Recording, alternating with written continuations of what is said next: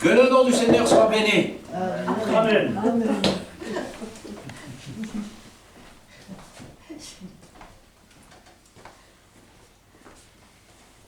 Êtes-vous dans la joie ce matin?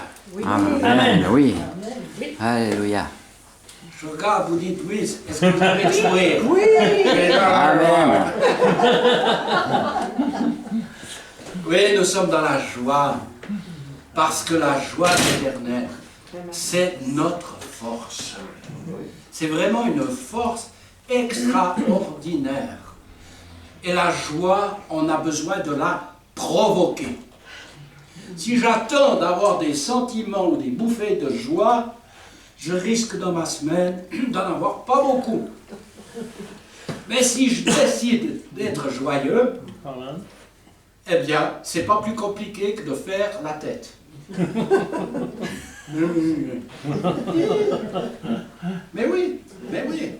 Vous allez devant votre glace, vous faites une ou deux grimaces si vous voulez, vous allez commencer. Mais réjouissez-vous toujours dans le Seigneur. Et par sa force toute puissante. Ça veut dire quoi? Ça veut dire que si je me mets à louer le Seigneur, à me réjouir, j'attire la puissance de l'Esprit de Dieu qui est un esprit de joie. Amen. Moi, je ne sais pas quand ma femme me dit « je t'aime », et si je la regarde, ouais. Pourquoi vous riez? Parce que ça n'a pas de sens. Si j'étais comme ça fait longtemps qu'elle m'aurait dit « écoute, vis ta vie, moi je vis la mienne ». Non. Mais cette joie, elle se communique, elle est communiquée parce qu'on a conscience de l'amour que Dieu a pour nous. Et l'amour de Dieu, vous savez, c'est pas quelque chose de, je dirais, de spirituel. Non, c'est quelque chose de concret. L'amour que Dieu nous donne, il vient du ciel. Oui, c'est spirituel, à la base. La source est dans le ciel. Elle est dans le cœur de notre Père. Mais cette source, elle va couler en nous. Amen. La femme qui était au bord du puits de Jacob, quand Jésus a été la trouver, quand il va lui dire, mais si moi je te donne de l'eau, tu n'auras plus jamais soif, et cette eau, elle va jaillir de ton sein, elle va déborder, elle va couler, et tu n'auras plus jamais soif. Mais je suis sûr, quand elle écoutait ça, elle ne lui faisait pas la tête. Elle devait avoir les yeux grands ouverts, et son visage devait commencer de s'éclairer. Quand elle est partie en ville, elle a tout oublié. Pas ce que Jésus avait fait et tout en elle, non, ça c'était tellement présent, mais tout ce qu'on lui faisait comme misère, tout ça qu'elle venait toute seule. Elle venait toute seule parce que les ragots, les remarques désobligeantes et tout ça, elle en avait marre, elle ne voulait plus. Et quand elle est rentrée, elle n'a pas été leur annoncer un évangile. Il faut que vous convertissiez parce que des pécheurs, vous allez en enfer. Ouais. Ça, c'est une bonne nouvelle. Pas tellement. La bonne nouvelle, c'est que Dieu nous aime. Elle devait rayonner. Qui c'est qu'elle a rencontré? Un nouvel homme? Bon, il y en avait un qui n'était pas son mari déjà, mais elle leur a parlé, ils sont venus, et après, ils vont dire, c'est plus à cause de ce que tu nous as dit, mais maintenant on a vu, on sait. Le Saint-Esprit nous a vraiment touchés. Cette femme a reçu la parole, et comme elle a reçu la parole, il y a une transformation qui s'est faite en elle, et les gens ont lu déjà le message de l'Évangile sur elle. Je suis certain. Amen. Quand des gens viennent vous annoncer une bonne nouvelle, ils n'ont même pas ouvert la bouche, vous savez qu'ils vous annoncent une bonne nouvelle. Ou quand on vient vous annoncer une mauvaise nouvelle, ça se voit aussi. On ne va pas dire « Ah, ben tiens, il y a ma femme qui est morte. Hein? » Non, on ne va pas le dire comme ça. Enfin, peut-être certains le diraient. Ça dépend comment ça se passe depuis quelques années dans la maison. Mais ce n'est pas ça qui nous intéresse. C'est que cette joie de l'Éternel est vraiment une force. Et cette joie, elle provient de, je dirais, c'est une des grandes victoires de la croix, c'est qu'elle nous a fait passer d'un monde terne à un monde où on a plein d'embrouilles, où on n'a pas de visibilité. Elle nous a fait passer de ce monde-là à un monde vraiment différent. On est passé de plus de vision sur, bon, la vision, bon, moi, il y a presque 75 ans, ben, je me réjouissais d'avoir 20 ans, je trouvais que c'était encore loin, mais aujourd'hui, il me semble que les années, j'ai l'impression que les mois diminuent et de plus en plus je m'approche. Mais j'ai aucune crainte, je me réjouis. Amen. Je ne vais pas mourir, je ne peux plus mourir. Je vais vivre, vraiment. Amen. On va rentrer, parce que ça change complètement notre vision de la vie et des choses. Et vous savez, c'est un peu bête si on ne se réjouit qu'au ciel. On devrait bien commencer maintenant. Amen. Amen. Si on laisse un petit peu la vie du ciel venir en nous, réjouissons-nous. Je pense à Creflo Dollar, qui est un serviteur de Dieu noir américain, et qui a vraiment un ministère où il amène beaucoup de gens au Seigneur, et beaucoup de guérisons, et d'un coup il a le cancer. Il est atteint du cancer, alors il s'est dit qu'est-ce que je vais faire. Eh bien il s'est enfermé 3 jours. Il a pris tous les messages d'hommes de foi et de témoignages de guérison pendant 3 jours, il a écouté que ça. Et puis après ça, c'était le début. Et puis d'un coup, le Seigneur l'a dit, mais ris. Quoi? Avec ce que j'ai rigolé? Non mais, oh, ça va? On dit, c'est pas marrant d'écouter ça, hein? Ris. Et comment est-ce que je... Il lui dit, mais ris par la foi. Amen. Ah, il a commencé. Ha, ha, ha. Il se trouvait bête, il se trouvait ridicule au possible. Ha, ha, ha. Ha, ha, ha. Wow! Il était guéri. Amen. Amen. Il était guéri. Alléluia. Ça l'a changé, la tristesse de la mort par la joie de la vie. Amen. Amen. Amen. Amen. Amen. Ah oui. Amen. Qu'il en soit ici pour nous, hein, quand on dit Amen. Alléluia. Hein, on affirme une réalité. Alors, je n'ai pas pensé de parler de ça comme d'habitude. Hein, vous savez bien. Je me suis posé une question et j'aimerais vous la poser. Cette question, je l'ai notée sur ma feuille. Pourquoi c'est fondamental de comprendre que nous ne sommes plus sous la loi? Pourquoi c'est quelque chose de vraiment fondamental?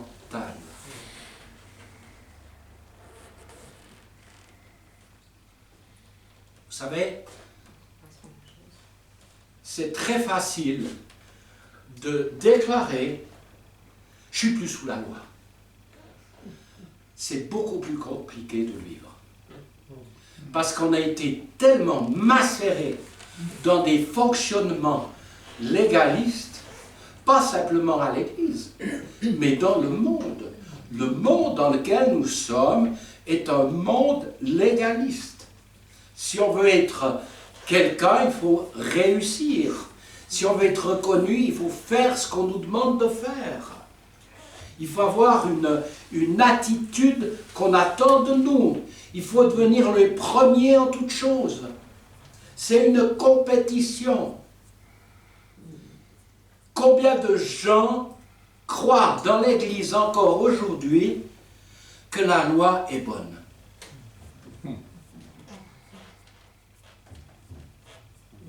Jean-Pierre, la loi n'est pas bonne. Oui, la loi est bonne si je ne suis pas sauvé. Si je ne suis pas régénéré, si je n'ai pas reçu Jésus dans mon cœur, la loi est bonne parce que la loi n'a jamais été donnée pour qu'on soit justifié. Vous ne pouvez pas être justifié par la loi. C'est pas possible. Parce que si vous voulez être justifié par la loi, eh bien, il faut faire tout juste, tout le temps, dans vos pensées, dans vos paroles, dans vos actions. C'est pas possible autrement. Il n'y a pas, si j'enfreins un seul des commandements, Jacques nous le dit, eh bien, j'ai péché sur tout le tableau, sur tous les autres. Tout est renfermé. Et pourquoi la loi a été donnée? Pas pour nous amener à marcher d'une manière juste, c'est pour nous montrer qu'on n'y arrive pas, qu'on est des pécheurs et qu'on a besoin d'un sauveur. C'est-à-dire de comprendre qu'on a besoin de reconnaître qu'on n'y arrive pas, qu'avec nos efforts, avec tout ce qu'on peut essayer de faire et de marcher juste, on n'y arrive pas. Il n'y a personne, si ce n'est un seul, Jésus. Et Jésus, quand il est venu, il était confronté à tout. À tout. Tous les luttes, tous les combats que tous les hommes ou les femmes ont, il en a été confronté. Il était rejeté. Il était battu. On l'a craché dessus. On a voulu le tuer. Déjà avant que le temps n'arrive. Il a eu les combats dans sa tête comme vous et moi. Le diable l'a attaqué dans le désert pendant 40 jours. Enfin, lui, il est venu à la fin parce que c'est tous ses sbires, toute la cohorte des différentes autorités sous l'autorité du diable, elles ont toutes essayé, elles sont arrivées tout en pleurant, on n'y arrive pas, ça n'a pas marché, on n'arrive pas à le faire tomber. Et le diable a dit, bon, moi je vais venir, je vais réussir. Et il est reparti en pleurant, lui aussi. Mais c'était que le début le début de la fin. Ce que je veux dire par là, c'est que c'est très, très, très important d'être parfaitement au clair sur le but de la loi. Si vous allez dans Corinthiens 15, 56, qu'est-ce qu'il est marqué? Je l'ai noté sur ma feuille, normalement. Voilà. L'aiguillon de la mort, c'est le péché. Pourquoi on meurt? Pourquoi notre corps va mourir un jour, ou bien il sera transformé? C'est ce qu'on attend tous. Hein? Que le Seigneur qu'on ne passe pas par ce moment-là. Mais vous savez, c'est rien du tout. Hein? Quand j'ai quitté mon corps à Fribourg, à l'hôpital de Fribourg, quand je suis sorti de mon corps, j'ai eu aucune peur, aucune crainte, j'étais bien. J'avais plus de souffrance, j'avais plus de problème de respiration, plus rien du tout. Mais je suis revenu. Il m'a dit, c'est pas fini le temps, il faut que tu continues, mon gars. Mais gloire à Dieu. Donc, de toute manière, la mort ne me fait plus peur. Vous savez que la Bible nous dit que c'est le plus grand des épouvantes, c'est la mort. Et quand vous voyez des gens qui arrivent vers la fin de leur vie, qui ont toujours dit « Oh la mort, je m'en fiche, il n'y a rien après tout ça », ben, quand ça arrive au dernier moment, je ne sais plus lequel c'est de ces grands penseurs français, eh bien quand il est mort, dans les dernières heures, il s'est rendu compte, c'était pas ça, il griffait les murs de sa chambre. Parce qu'il avait une peur, il se rendait compte que tout ce qu'il avait dit, tout ce qu'il avait cru, il s'était planté, mais royalement. C'est extraordinaire. C'est extraordinaire. Nous avons une vie nouvelle. Amen. Or, l'aiguillon de la mort, c'est le péché. Et la puissance du péché, c'est quoi? La loi. Exact. La puissance du péché, c'est la loi. Tu veux réveiller le péché dans ta vie, mets-toi sous la loi. Et tu verras que tu n'y arriveras pas. Tu ne dois pas. Eh bien, on y va. Là, je le lis dans une autre traduction, dans le Smeur.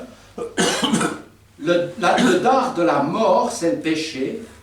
Et le péché tire sa force de la loi. Parce que la loi, pourquoi on n'est plus sous le régime de la loi? Parce que la loi, elle a été donnée pour notre chair, pour notre âme. Elle s'adressait à cela. Alors que la loi de l'esprit de vie, c'est-à-dire la loi de l'esprit de Dieu qui nous dirige maintenant, eh bien, nous a affranchis de la loi du péché et de la mort. C'est-à-dire que la loi de l'Ancien Testament a été parfaitement accomplie, la loi était parfaitement parfaite, elle est toujours parfaite, mais elle n'est plus adressée à nous, parce que si on se remet sous cette loi, on va se planter, on va se casser la figure, on n'y arrivera pas, on sera déçu. Comment je sais que je suis sous la loi? Je ne sais pas comment vous répondrez à cette question, mais comment je sais que je suis sous la loi? C'est parce que j'ai des sentiments de culpabilité et de condamnation. Si j'ai un sentiment de condamnation, ça ne peut pas être l'Esprit de Dieu. Amen. C'est pas possible, c'est impossible que l'Esprit de Dieu vous condamne. C'est la loi qui vous condamne. Donc si j'ai un sentiment de culpabilité ou de condamnation à un moment donné, eh bien c'est que je suis en train de... Je me suis remis sans faire attention sous la loi. L'esprit de vie m'a affranchi de cette loi de l'Ancien Testament. Pour entrer dans une nouvelle dimension, c'est la loi de Dieu qui ne peut être efficace que par la foi. Je ne peux pas compter sur mes forces, sur mes capacités, sur ma manière à être saint, à être pur, à être parfait, à être sanctifié. J'écoute souvent les gens, le ton sur lequel ils disent, mais vous savez, sans la sanctification, nul ne verra le Seigneur. Eh bien, le ton qui est employé, c'est quelqu'un qui est sous la loi. Parce que la sanctification, vous ne pouvez pas la faire vous-même. Impossible. C'est pas possible. Pas possible. Vous essayez. Moi, j'ai essayé. J'ai écouté des messages. J'étais baptisé de l'esprit et tout ça sur la sanctification. Et quand je sortais, vous savez ce que je disais? Qu'est-ce que je me suis pris ce matin?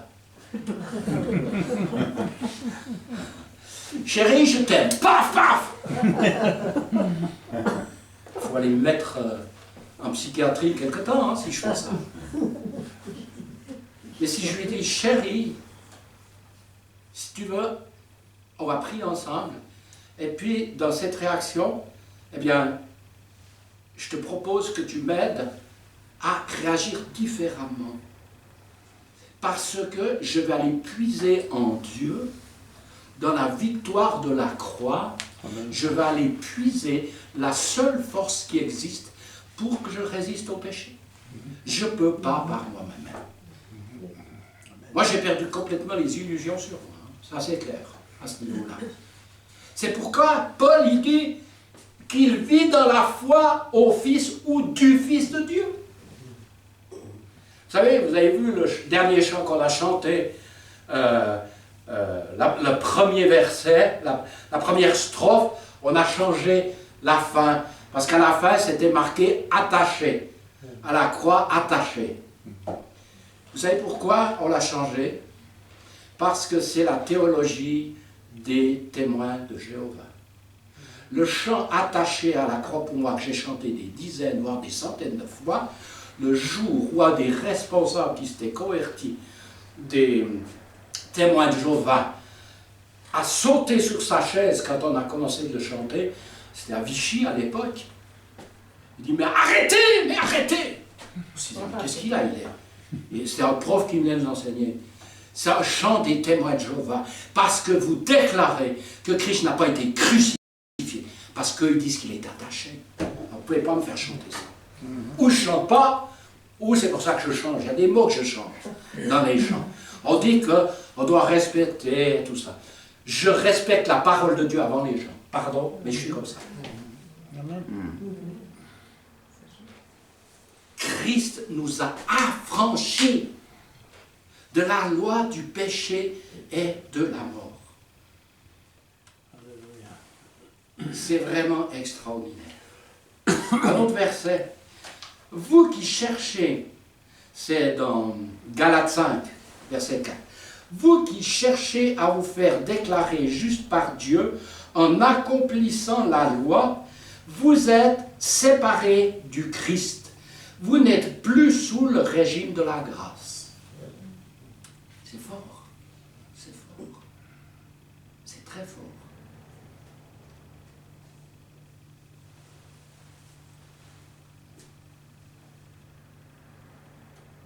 Pourquoi je dis ça? Parce que je suis en train de réfléchir beaucoup pourquoi j'ai de la difficulté à guérir de certaines choses. Que ces choses se passent dans ma vie. Et j'ai commencé de comprendre certaines choses à ce niveau-là. C'est que je me rends compte que je suis plus encore dans le domaine de la guérison sous la loi que sous la grâce. Ça vous choque peut-être ce que je vous dis, ou ça vous surprend, mais moi ça m'a surpris aussi. Quand on lisait au début que l'aiguillon de la mort c'est le péché, le péché ça renferme quoi? Ça renferme quoi? Ça renferme que le péché, de la transgression de quelque chose? Non. Sur la croix, il ne s'est pas chargé de nos péchés seulement, mais il s'est chargé de mes maladies, de mes souffrances et de mes douleurs. Ok? Donc s'il s'est chargé de mes péchés, de mes maladies, mes souffrances et de mes douleurs, le dard de la maladie, c'est la loi.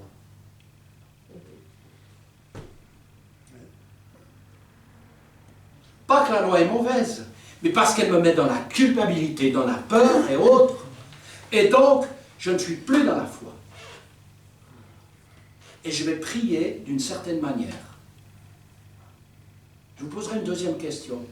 Quand vous avez prié, en français, bon, on a eu notre sœur qui a prié en français à un moment donné, mais certainement, vous avez exprimé des choses à l'intérieur de vous, quand on parlait en langue à la fin, ou quand on priait, on exprimait. Mais vous priez depuis où? Depuis où vous étiez en train de prier? Depuis où étiez-vous en train de chanter?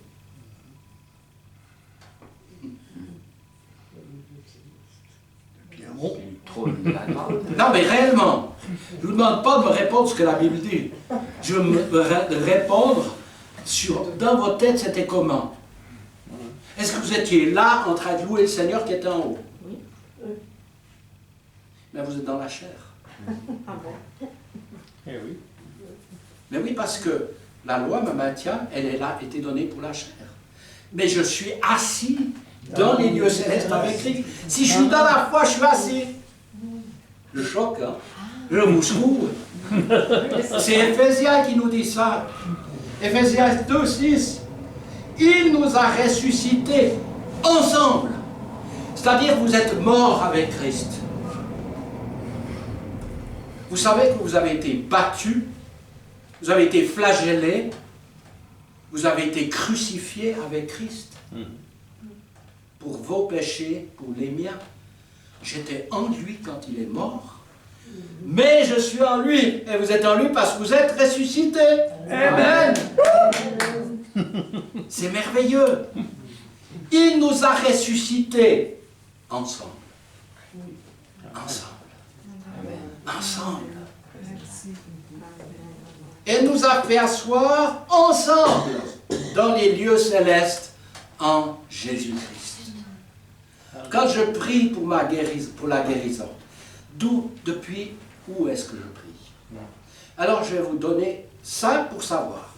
Si vous dites, Seigneur, je te demande de guérir, c'est que vous êtes sur la terre et que vous attendez que dans le ciel, quelqu'un qui est dans le ciel, votre Père Céleste, votre Dieu, votre Seigneur, agisse. Et là, je suis dans la chair. Je ne suis pas dans ma position de fils. Vous savez, j'ai un peu de la peine quand les gens me disent « Ah, mais on est les amis de Jésus. » J'ai de la peine. Pourquoi? Parce que Jésus a appelé ses amis avant qu'il ait passé à la croix. Parce qu'il ne pouvait pas les appeler ses fils et ses filles. Il n'a pu les appeler fils et filles qu'après.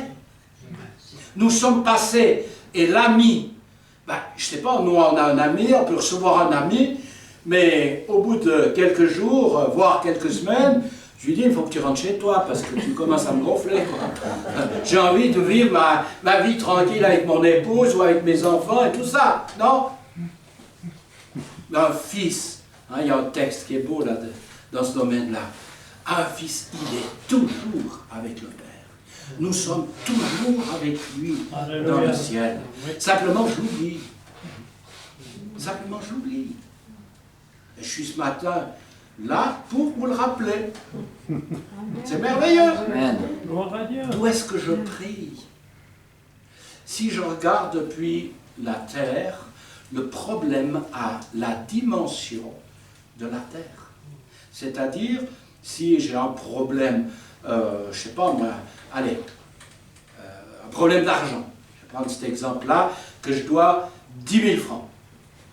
Ben, je ne sais pas pour vous, mais moi, dans ma tête, si je devais dessiner, ça fait un gros tas.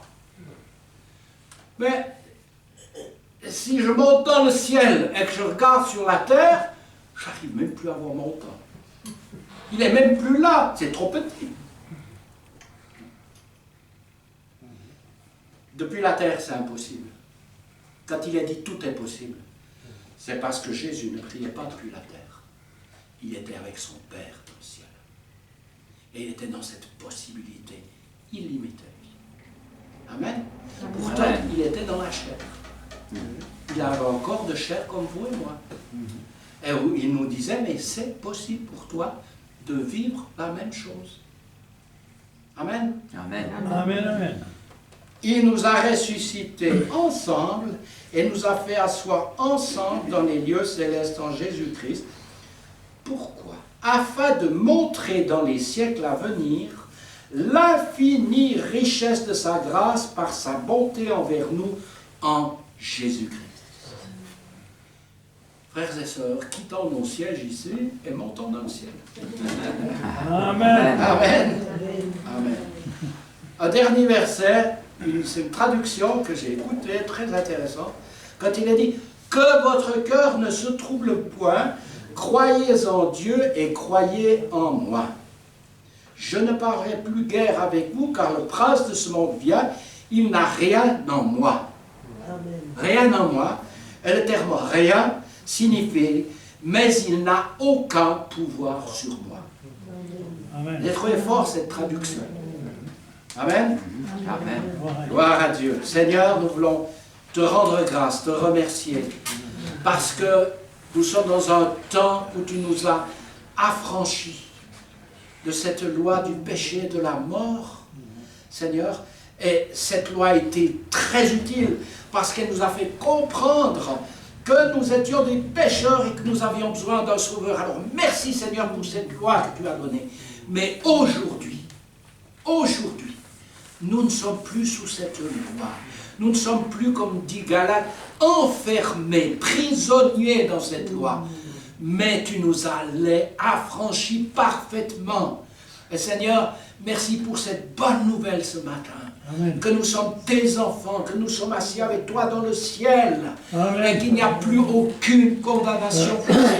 Seigneur, comme dit Romains 8, nous voulons te rendre grâce et te bénir. Nous sommes des affranchis, des libérés. Alors, gloire à toi, louange à toi, Seigneur Jésus. Amen. Amen. Amen. Amen. Amen.